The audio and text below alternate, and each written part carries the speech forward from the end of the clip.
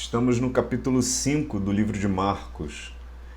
E o capítulo 5 eu pessoalmente gosto muito. Gosto muito da maneira como Jesus se aproxima das pessoas, se aproxima da realidade delas, encara a realidade delas, interfere na realidade delas.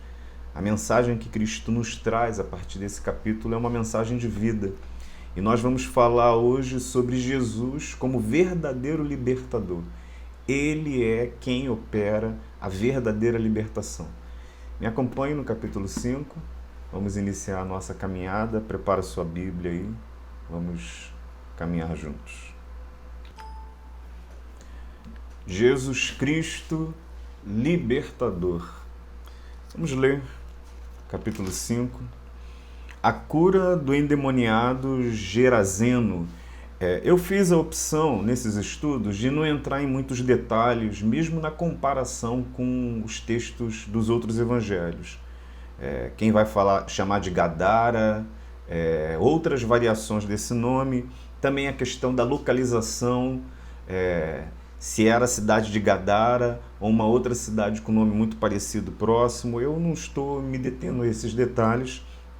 A gente está olhando especificamente o texto, porque no final das contas o que a gente vai ter é a compreensão que o texto nos traz. Ainda que a gente resolva todos os detalhes envolvendo o texto, a gente vai ter aquilo que o texto nos traz.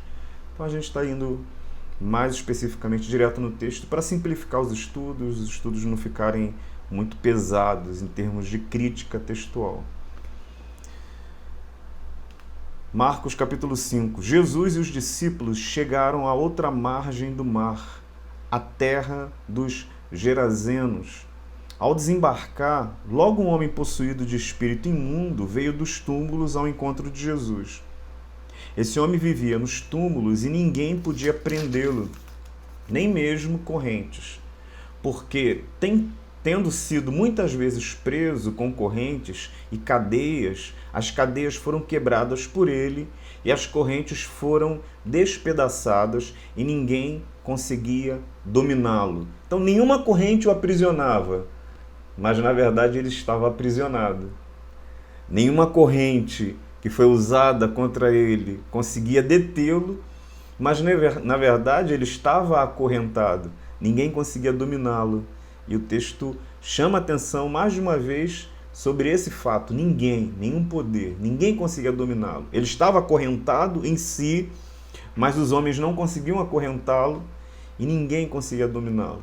Aí entra na história aquele que pode dominá-lo e ao invés de acorrentá-lo, ele o liberta. Coisa maravilhosa. É uma poesia, é um texto maravilhoso. Andava sempre de dia e de noite, gritando por entre os túmulos e pelos montes, ferindo-se com pedras. Quando de longe viu Jesus, correu e prostrou-se diante dele, gritando em alta voz: "O que você quer comigo, Jesus, Filho do Deus Altíssimo? Por Deus, peço-lhe que não me atormente." Ele disse isso porque Jesus tinha dito a ele: "Espírito imundo, saia desse homem." Então Jesus lhe perguntou: "Qual é o seu nome?" Ele respondeu: "Legião é o meu nome, porque somos muitos." E pediu-lhe com insistência que não o mandasse para fora do país. Ora, uma grande manada de porcos estava ali pastando pelo monte, e os espíritos imundos pediram a Jesus: "Mande-nos para os porcos, para que entremos neles." E Jesus o permitiu.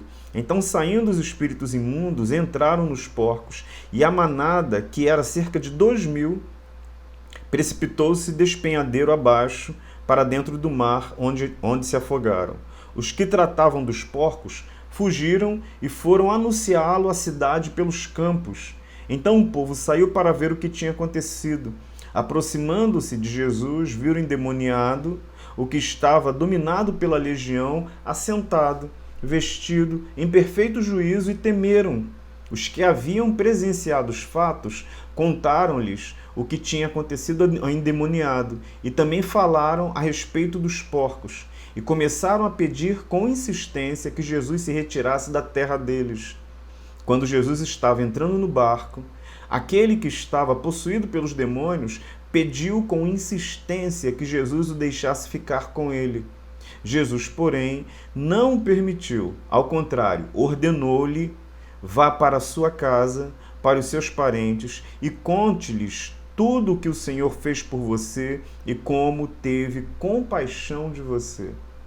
Então ele foi e começou a proclamar em Decápolis tudo que Jesus lhe tinha feito, e todos se admiravam dele. Esse verso me toca. Vá para a sua casa, para os seus parentes, e conte-lhes tudo o que o Senhor fez por você e como teve compaixão de você. Esse texto é um texto que fala de muitas inversões, muitos movimentos inversos. Eu diria que é um texto que fala sobre a vida num contexto invertido. E é interessante como que ele faz a conexão entre o texto anterior. O texto anterior fala da Jesus acalmando a tempestade. Jesus está diante de uma natureza indomável, de uma natureza agitada. E aí ele entra na história e mostra que ele é Senhor também de toda a natureza, que ele é Senhor de todas as coisas e também de todos os elementos naturais. Ele tem poder sobre eles. Ele é o Messias prometido, ele é Deus. E aí a conexão com essa história fala agora de um homem indomável, um ser humano, a humanidade indomável, a humanidade perdida, a humanidade agitada. E mais ainda, a humanidade aprisionada por espíritos indomáveis, por espíritos caídos. Jesus, ele entra na história e ele é o Senhor que tem poder sobre a natureza, ele é o Senhor que tem poder sobre os seres humanos, sobre as dores, sobre aquilo que acontece com os seres humanos. Ele é aquele que tem poder sobre os espíritos do mal, sobre os espíritos caídos, sobre os demônios. Então, ele é o Senhor sobre tudo e sobre todas as coisas. Essa história, conectada com a outra, nos mostra exatamente essa caminhada do Messias. E como eu estava dizendo, é uma história bem interessante porque é a vida de ponta cabeça. Porque essa história ela fala de gente que vive como bicho. Ela fala de bicho mais valorizado do que gente. Você já viu uma sociedade que valoriza mais bicho do que gente? Gente mais valorizada que bicho, gente vivendo como bicho e bicho valorizado como gente. Eu lembro de uma música, década de 80, eu acho que uma coisa dessa daí, do Eduardo Duzec. Sempre umas críticas, né, que fazia. Aí ele cantava: troque seu cachorro por uma criança pobre. É uma música antiga, depois você procura. Troque seu cachorro por uma criança pobre. Porque ele disse que se a gente não fizesse isso, um dia a gente ia amanhecer latindo. São sociedades que vão virando a vida de ponta cabeça, a vida alterada, a vida invertida. Gente que vive como bicho, bicho que é mais valorizado que gente. Povo acostumado com demônios. A presença dos demônios, ainda que o povo tenha que contê-lo, ainda que o povo tenha que acorrentá-lo, já traz uma certa normalidade naquela cidade. Gente com determinados aprisionamentos, porque o demônio solto aprisionava aquela gente. Mas eles têm aprisionamentos domesticados, é isso que eu estou dizendo. Porque Jesus chega e Jesus liberta aquele homem e Jesus mostra para eles a libertação que chegou até eles. E eles pedem para que Jesus se retire, porque o prejuízo que Jesus causou foi muito grande. Então, são aprisionamentos domesticados e libertação repelida. Vidas acorrentadas. Esse texto fala de vidas acorrentadas. E quem exatamente está acorrentado? No texto, o endemoniado não consegue ser acorrentado. E no texto não fala de correntes sobre o povo, mas na verdade o texto nos mostra que o endemoniado vive acorrentado e que o povo vive acorrentado. Vidas perdidas. É a vida de ponta cabeça. É a vida que a gente vive em todas as circunstâncias e em qualquer situação que a gente olha para o nosso entorno e a nossa volta. Quando a gente olha para a humanidade, quando a gente olha para o ser humano, aonde quer que ele esteja, essa descrição da vida, ela é muito própria de uma vida que deveria ser de um outro jeito. É mais ou menos essa expressão que a gente tem quando a gente olha para o jornal, por exemplo. Quando a gente olha para as notícias que chegam até nós, parece que sai dos nossos lábios um lamento, na nossa oração um lamento, e a nossa oração, o nosso lamento não era para ser desse jeito, não era para ser assim. Há uma sensação na gente que tem alguma coisa muito errada, muito trocada, muito invertida. Não era para ser dessa maneira. Será que alguém quis que fosse do jeito que as coisas estão?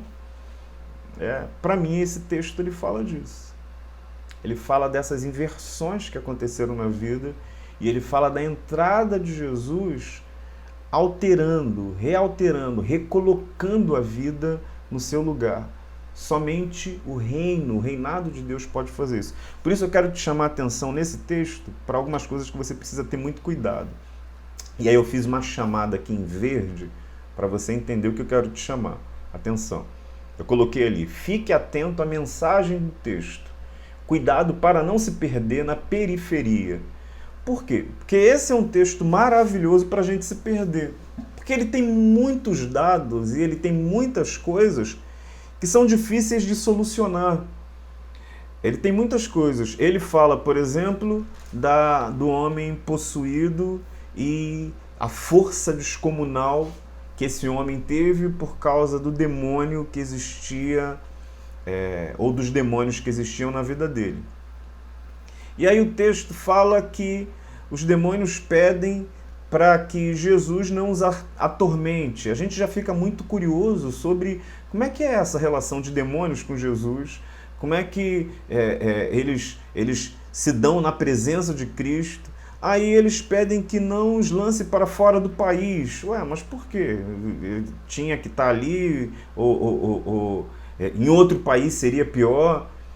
Aí daqui a pouco eles pedem para serem lançados numa manada de porcos. Aí as grandes questões mas porco pode ficar endemoniado? Espírito pode pegar animal? Não pode pegar animal? A gente fica... Tem tantas perguntas, esse texto nos salta com tantas perguntas e com tantas questões a respeito da presença dos demônios na realidade que a gente vive, de como eles se comportam, de como eles podem fazer, se eles entram, se eles não entram no animal, se eles ficam parados num lugar, se eles se movimentam, se eles são espíritos, por que eles precisam de um corpo, e uma série de outras questões que a gente vai olhando, e esse texto pode fazer pular na nossa cabeça uma série de questões. Uma vez lá no seminário, eu estava passando no corredor e tinha lá um grupo de alunos meus ali discutindo. Rapaz, eles estavam numa discussão acalorada em relação a esse texto e eles estavam tentando discutir isso. Será que animal pega espírito? Será que um demônio pode endemoniar algum animal, um cachorro, um gato, um porco? Aí surge um monte de histórias, né? E um monte de testemunhos. Aí um deles começou a dar testemunho de uns animais lá, que ele tinha, que ele viu, e ele viu umas coisas muito esquisitas, então só podia ser demônio, e aí o outro vai dizer que não, e ficaram naquela discussão. E eu fui ler o texto. E depois eu fui conversar com eles, e eu disse para eles que talvez, assim, o grande desafio nosso, na nossa leitura bíblica, é a gente não se perder na periferia do texto. Isso não significa que a gente não vai tentar solucionar questões que são difíceis de solução e a gente não vai tentar conversar sobre essas questões e buscar resposta para elas. Mas pode ser que a gente saia da mensagem do texto. E saindo da mensagem do texto, a Bíblia para de ter a sua funcionalidade. O que a gente está fazendo aqui todas as semanas, nessa conversa que a gente está tendo, lendo o texto bíblico e meditando sobre o texto bíblico, o que eu estou fazendo é te oferecendo uma interpretação do texto.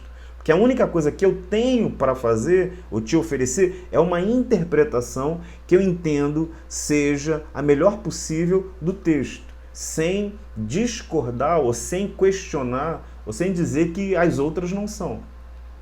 Mas também o que a gente está fazendo, a gente está tentando ler o texto na direção da mensagem dele, preservando a mensagem, preservando o relato principal. Porque senão nós podemos, a partir do texto bíblico, também nos perder. Você pode estar com Bíblia na mão, você pode estar lendo Bíblia, alguém pode estar pregando a Bíblia, e eu já disse isso mais de uma vez, o texto pode ser mal usado, ele pode ser mal citado, você pode tirar um texto do seu contexto e aí fazer uma aplicação completamente errada e contrária àquilo que o texto está falando, e o texto pode servir como uma espécie de distração para a mensagem, você tem que saber lê-lo. Tem uma cena muito interessante num filme chamado O Nome da Rosa, e isso acontecia na Idade Média, que era o que eles chamavam em latim de disputatio. Disputatio, é assim que se escreve, disputatio. O que eram os disputácios? Os disputátios? Eles eram os debates teológicos que surgiam entre dois grupos ali naquele contexto. No filme Nome da Rosa, você tem ali dois grupos. Você tem os dominicanos, uma ordem de padres católicos dominicanos, e você tem, se eu não me engano, os franciscanos, que estão ali discutindo. Aquelas discussões, elas eram muito comuns. Uma discussão que ficou famosa e que hoje se fala sobre... o pessoal olha para essas discussões como se fosse uma espécie de perda de tempo, mas eles faziam isso. Uma discussão que ficou famosa, a história narra para a gente, é um grupo desses disputando e discutindo quantos anjos caberiam na cabeça de um alfinete. Eles estavam discutindo quantos anjos caberiam na cabeça de um alfinete. Esse era um tema das discussões. Eu já vi discussão no seminário, por exemplo, e aí outra discussão que eu vi surgir a pergunta foi: Jesus tinha cordão umbilical? Jesus tinha cordão umbilical? Não tinha cordão umbilical? Aí essa discussão. Ou assim, qual é o sangue que corria nas veias de Jesus? Ele tinha o sangue de Maria, ou tinha sangue, ou não? Um monte de discussão, um monte de discussão. A gente faz isso com o Apocalipse toda hora. Toda hora surge alguma coisa na sociedade, surge um cartão, um chip, sei lá, alguma coisa assim. Aí o pessoal pega o Apocalipse, não, e é isso, ou é aquilo.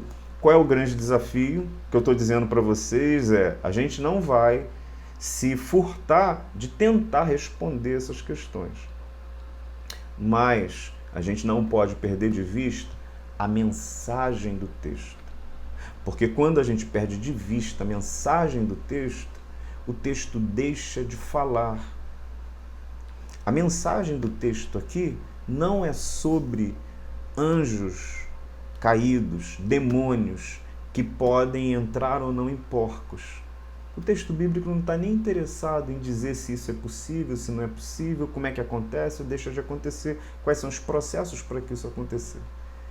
Ou se a gente tem que sair exorcizando todos os animais que estão à nossa volta, porque eles podem ser morada de demônios. O texto não está dizendo isso. O texto está falando sobre uma vida invertida. E como Jesus entra naquela história e ele é o verdadeiro libertador, que entrega àquelas pessoas o caminho e a possibilidade de vida. Essa é a história central. E é a partir dessa história que nós lemos o texto. E é a partir dessa compreensão que a gente vai na direção daquilo que o texto precisa nos dizer. Senão, o que acontece com muitas pessoas hoje é que a gente fica expert em demônio, né? Já viu algumas pessoas, algumas igrejas? Parece que eles sabem tudo de demônio. Sabem tudo de demônio. Mas não sabem nada sobre gente. Não sabem nada sobre ser humano. Não sabem nada sobre a vida. Parece que existe um determinado fascínio sobre o que pode ou o que não pode em relação aos demônios. Mas não se fascinam por aquele que tem poder para libertar o homem de todas as correntes, inclusive das correntes demoníacas. Porque não é somente esta corrente que aprisiona a humanidade. Uma série de outras correntes nos aprisionam. O texto está dizendo isso. Por isso, para ler esse texto, a gente tem que respeitar o contexto dele. E qual é o contexto? O contexto é a missão de Jesus. É o ensino, é a pregação de Jesus. E a missão de Jesus, a pregação de Jesus é sobre o reinado, o tempo do reinado de Deus. A vida, ela é disfuncional. A vida, ela é invertida, ela é alterada. Foi alterada por causa do pecado. E por causa do pecado, uma sorte de anomalias se instalou na vida, se instalou no ser humano. E Jesus vem proclamando o reino, dizendo para eles que era chegado agora o tempo do reinado de Deus. E no reinado de Deus, a vida é trazida para o centro, a vida é resgatada, a vida é redimida, a vida é transformada, a vida é trazida para onde ela precisa estar. E é isso que o contexto da mensagem vai nos apontando em cada parte, em cada caminhada, em cada lugar. E cada pessoa que Jesus toca, em cada realidade que ele toca, ele vai alterando aquelas realidades na direção daquilo que o reino, que a presença, que o cuidado de Deus apresentaria.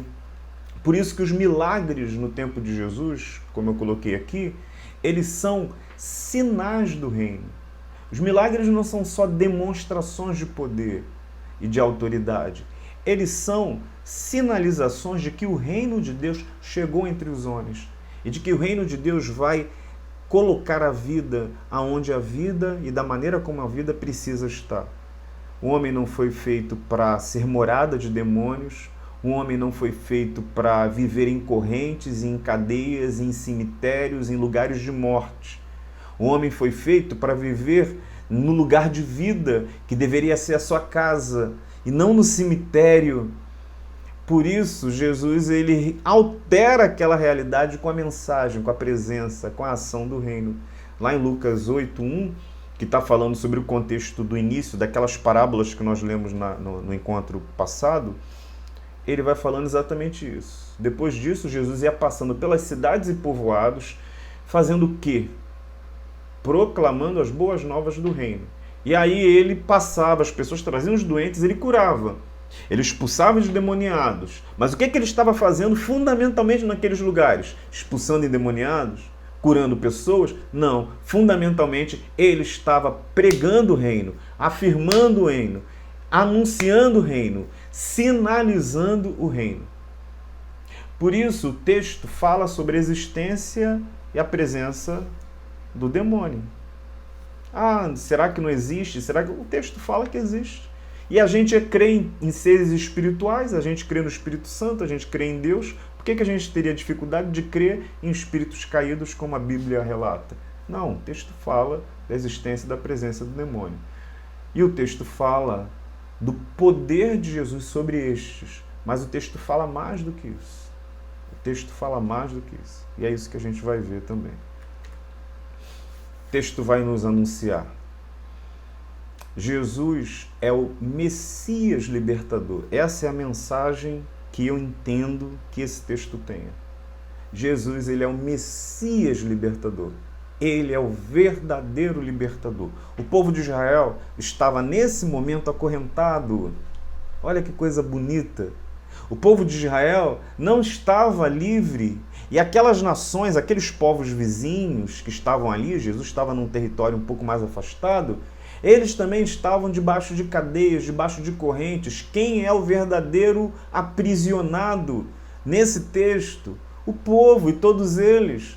As nações vieram com seu poder e com a sua autoridade e subjugaram os povos. E eles estavam ali também subjugados. Jesus, ele entra na história como aquele Messias aguardado. Só que eles criam um Messias, um libertador político.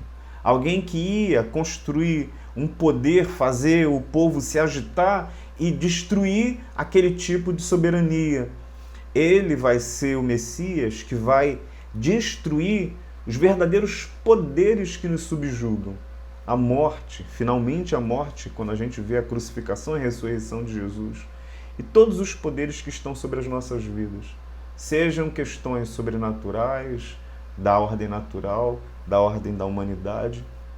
E é muito interessante que esse texto, ele é uma espécie de metáfora da missão concreta de Jesus.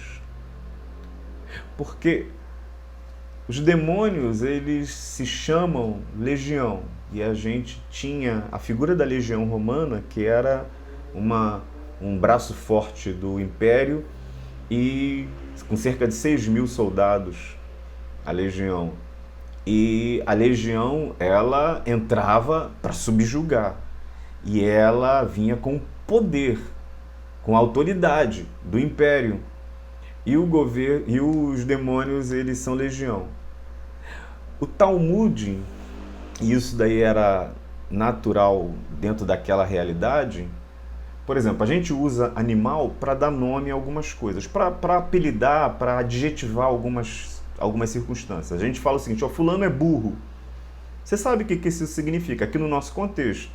O animal é chamado burro, mas por que a gente associa com o ser humano? A gente cria uma determinada imagem e a gente associa. Ciclano é um gato. A gente usa. Ou, rapaz, fulano foi cachorro demais. A gente está usando as figuras. O Talmud e outros textos judaicos, quando eles se associavam, quando eles falavam dos gentios, às vezes eles associavam gentios a porcos, a cães, a bestas, a animais assim que eles pudessem menosprezar demais. Em uma das passagens nós encontramos: as almas desses não-judeus vêm de espíritos imundos chamados porcos. O que existe neles são espíritos imundos que eles chamavam de porcos. É isso que eles diziam dos não-judeus, é isso que diziam dos outros povos, dos povos que estavam ao redor, dos povos miscigenados que existiam dentro daquele contexto ali. A manada de porcos se afogando no lago, ela parece que abre em nós, e o texto, eu entendo que o autor, ele faz isso de propósito, ela parece que é uma correlação àquilo que acontece na libertação do povo de Israel do Egito, quando o faraó e os seus cavaleiros são afogados no Mar Vermelho. Parece que esse texto é uma metáfora que simboliza, que sinaliza na sua mensagem central, na sua mensagem principal, que da mesma maneira que aqueles porcos agora subjugados pelos espíritos são derrotados, são destruídos. Quer dizer, se os espíritos... É bastante engraçado isso. Se os espíritos queriam morar nos porcos, para não serem destruídos, não serem tirados, não serem jogados para qualquer lugar, não queriam sair do país nem nada, então eles queriam ficar ali nos porcos. Os porcos deveriam, depois de estarem com os espíritos, ficarem parados ali, para que os espíritos pudessem ficar lá neles. Não, o que o texto mostra? Logo depois que os espíritos estão neles, os porcos morrem. E é claro, de novo a periferia do texto. A gente pode discutir, meu Deus, mas o prejuízo dos porqueiros e o prejuízo da cidade, 2.000 porcos sendo perdidos assim, é um prejuízo enorme.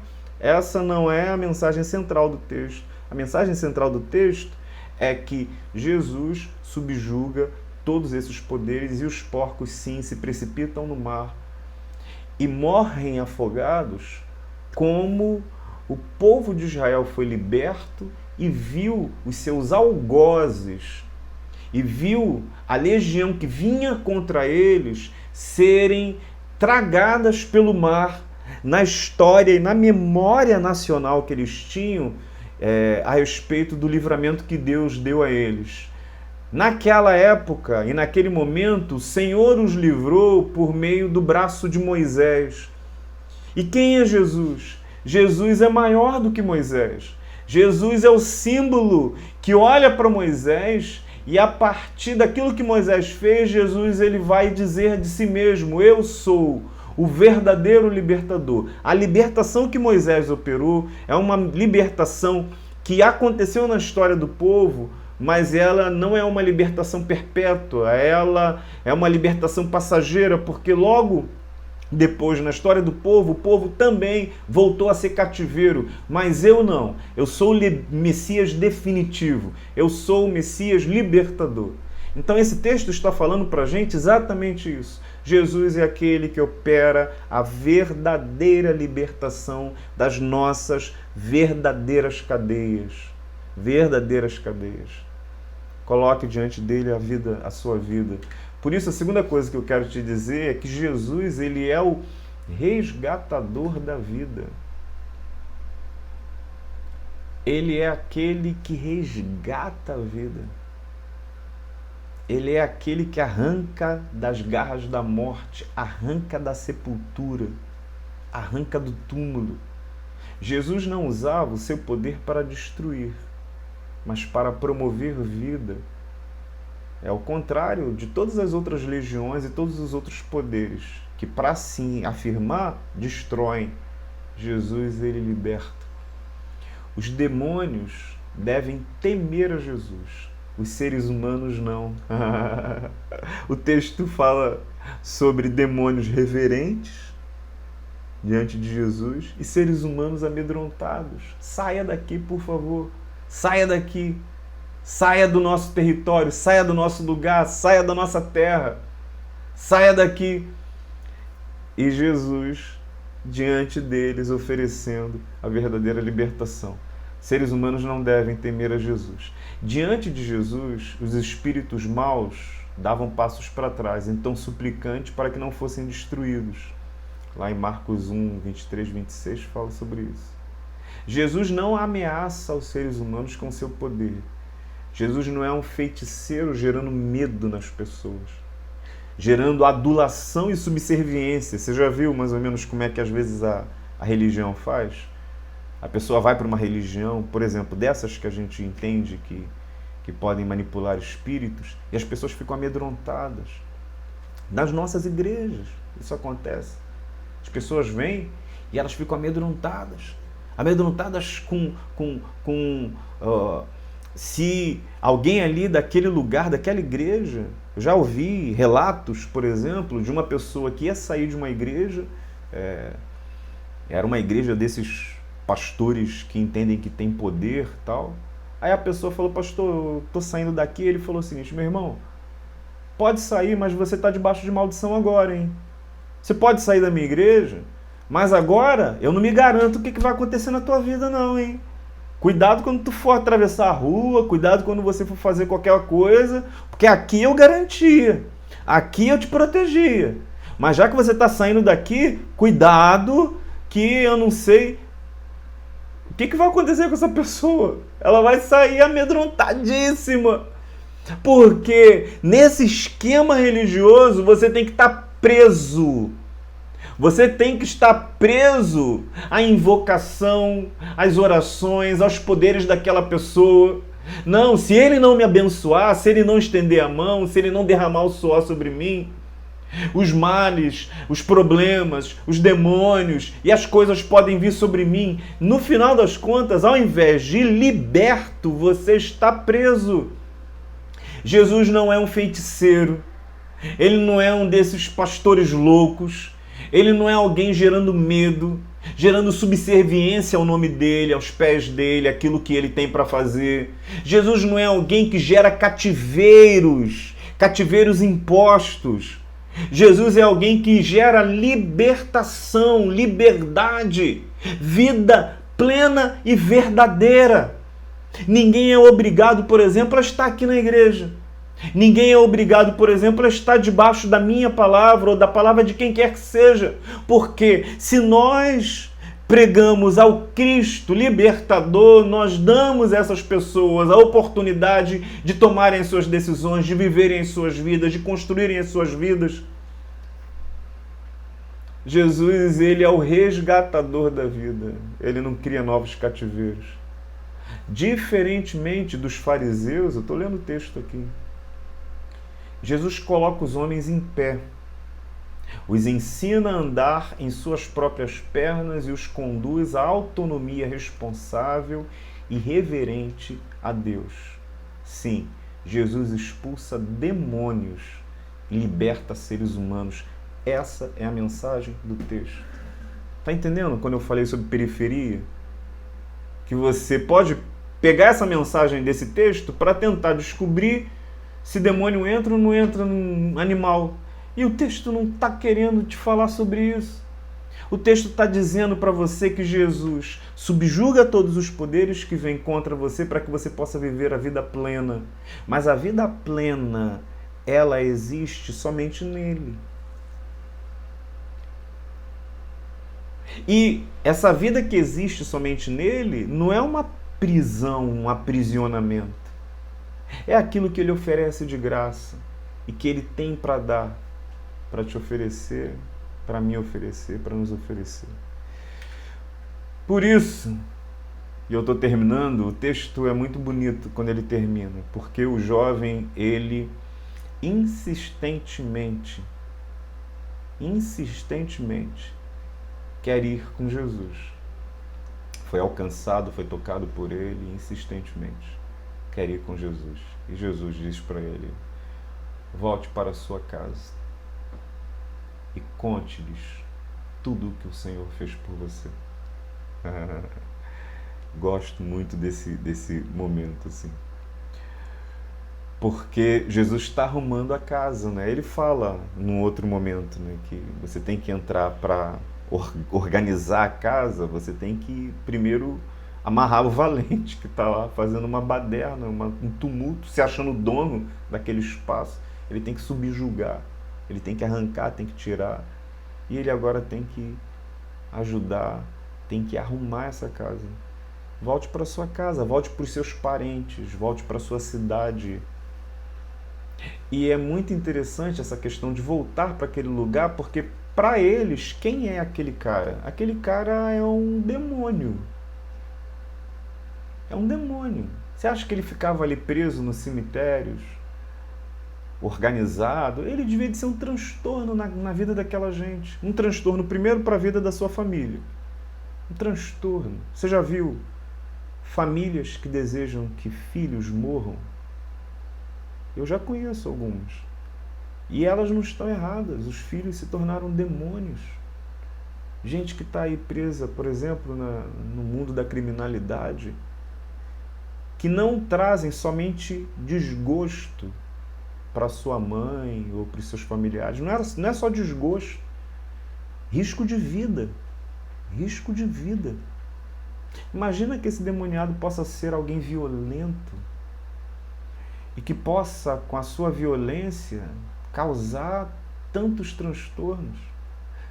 A gente não está aqui dizendo que toda violência que aconteça e que alguém promova, que essa pessoa deve ser perdoada. Não, ela precisa ser levada às autoridades, ela precisa ser julgada, ela precisa ter penas que a coloquem em restrição, às vezes de liberdade, porque são bichos soltos, são pessoas que não podem estar soltas na sociedade de alguma forma. Mas o que eu estou dizendo é que a mensagem do Evangelho, ela é tão poderosa que ela entra mesmo nesse lugar de vidas tumultuadas, de vidas destruídas, de uma sociedade que se destruiu porque vive com as verdadeiras correntes, e ela pode trazer a verdadeira libertação. Não é uma libertação da boca para fora. Não é uma pessoa falar: eu aceito a Jesus e agora me perdoa de todos os meus pecados, de todas as coisas que eu fiz. Não. Volta para casa. Pede perdão. Pede perdão. Outra coisa. Aprende a ser perdoado. Sofre. Opa, é porque eu estava... Desculpa. Deu uma conversa trocada aqui no vídeo, é porque eu gravo de uma vez só, né? Eu venho aqui para um espaço da igreja, para a sala e gravo de uma vez só. Mas as pessoas de vez em quando aparecem aqui e querem falar comigo. Aí quando elas me veem, às vezes elas sinalizam, abrem a porta, tá? Elas, claro, não sabem que eu estou gravando. Aí eu acabei fazendo isso, então não repara não. Para que eu não tenha que editar o vídeo, então a gente caminha daqui. Para mim, essa ordem que Jesus dá a esse menino, ela me toca profundamente, porque às vezes a gente quer sair em missão e antes de sair em missão a gente não quer organizar a casa, né? Não quer arrumar a casa, não quer refazer os laços, reconstruir, pagar o preço dessa reconstrução. Como eu disse, não é só da boca para fora, me perdoa. Não, tem um preço a pagar, até reconquistar a confiança, se é possível às vezes reconquistá-la, até refazer os caminhos, até refazer Aí Jesus, ele fala para ele, você não vai só voltar para casa, você vai voltar para casa com uma missão. Você vai voltar carregando uma missão. E qual é a missão? Você vai mostrar quem você é. Porque como é que ele ia contar a eles o que Deus tinha feito por ele? Como é que ele ia contar? Para contar, ele teria que viver. Não adiantava ele chegar, gente, olha aqui, Jesus veio aqui, tinha um homem que eu conhecia, o nome dele é Jesus, eu estava endemoniado, ele veio aqui e agora ele me libertou e eu sou outro. Pronto, contei. Não era isso que Jesus estava falando. Contar é deixar que eles percebam, que eles vejam que é uma outra pessoa que está ali. E é isso que chama a atenção, inclusive, dos cidadãos daquela cidade. Aquele que era possesso, que vivia fora do seu juízo, ele está agora ali assentado, organizado, arrumado, conversando normalmente. Isso é contar. Por isso que quando, a gente falou isso na semana passada, quando os judeus eles tensionam matar Jesus, lá em João, capítulo 12, a gente leu sobre isso, eles queriam matar a Lázaro também. Por que matar a Lázaro ressuscitado? Porque Lázaro, a vida dele, a presença dele em qualquer lugar contava sobre Jesus, falava sobre Jesus, pregava sobre Jesus, porque ele era um testemunho ambulante. Ele era um testemunho ambulante. Volta para casa e conte-lhes tudo o que o Senhor fez. Você vai voltar para casa, mas você vai ser esse testemunho. E você vai reconstruir os laços, reconstruir os escombros. Jesus é aquele que traz de verdade a verdadeira vida. Por isso eu termino dizendo que esse texto fala de vida invertida. Homens, diante da mais profunda revelação de Deus, eles preferiram a prisão, preferiram a lama dos porcos. Gente valia mais ou menos do que porcos. Existem lógicas invertidas na vida que nós vivemos. Texto de profundo contrastes, endemoniados, homens livres, multidão irritada com Jesus porque perdeu os porcos, com razão. Mas ao invés de estarem alegres com a libertação do rapaz, mas esse texto diz que o reino de Deus veio para esses. O reino de Deus veio para a gente. O reino de Deus veio para nós que vivemos nesse mundo ilógico e invertido. O reinado de Deus veio para nós. Ele, Cristo, é a minha e a sua verdadeira libertação. Convide Ele para entrar na sua casa. Convide Ele para caminhar contigo. Tá bom? Bendito Pai, o Senhor é aquele que tem todo o poder. E como disse o texto, toda a compaixão com seu gesto simples e amoroso, sua palavra doce, nos sustentar, transformar as nossas vidas. Talvez o que a gente precise hoje é de conversão, Pai, é de mudança. Nos ajuda, Pai, nesse processo. somos imperfeitos e estamos acorrentados por uma série de sortes de coisas.